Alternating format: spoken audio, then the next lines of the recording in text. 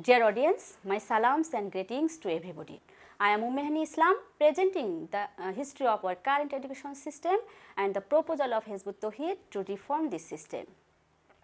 Dear audience, when a state falls behind in various aspects, if its key sectors become corrupted, injustice and oppression spread widely in the state, and when division and conflict increase among citizens instead of national unity, and if the majority of the people used to deception and cunning, then the responsibility for this must certainly rest upon the educated class of that state. This clearly indicates that there are some fundamental flaws within the education system.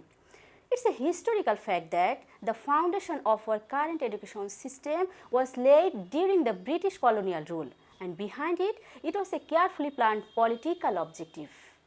The primary goal of the British ruler was to create a class of clerks who would assist in maintaining their administrative system. At the same time, through distorted religious education, they aimed to turn Muslims into permanent subjects. Establishing madrasas was also a part of that objective. Even after so many years of independence, we are still carrying forward the same British era conspiratorial education system along with its foundations. Its far-reaching negative consequences are clearly visible in today's educated classes. One of the results is that every year this system produces a hundred of thousands educated unemployed individuals, many of them who enter employment involved in corruption, dishonesty, moral degradation, lack of patriotism, selfishness and tendency towards crime. All these have their roots in the education system.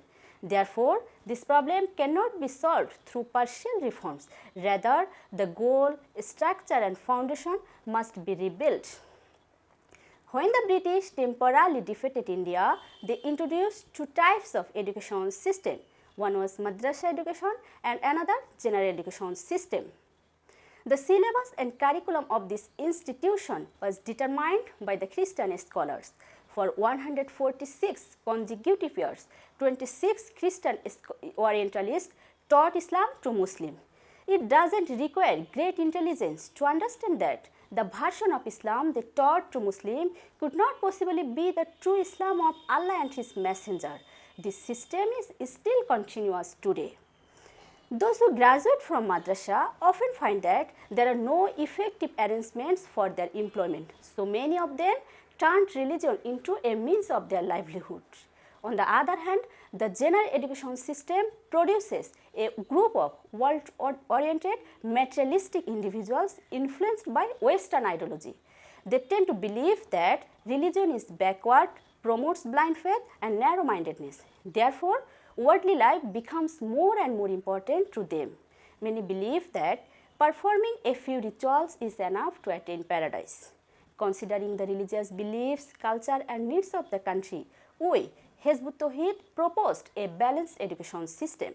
In our proposal, there are 12 key recommendations, such as the currently fragmented education system must be restructured and replaced with a unified, practical and balanced system.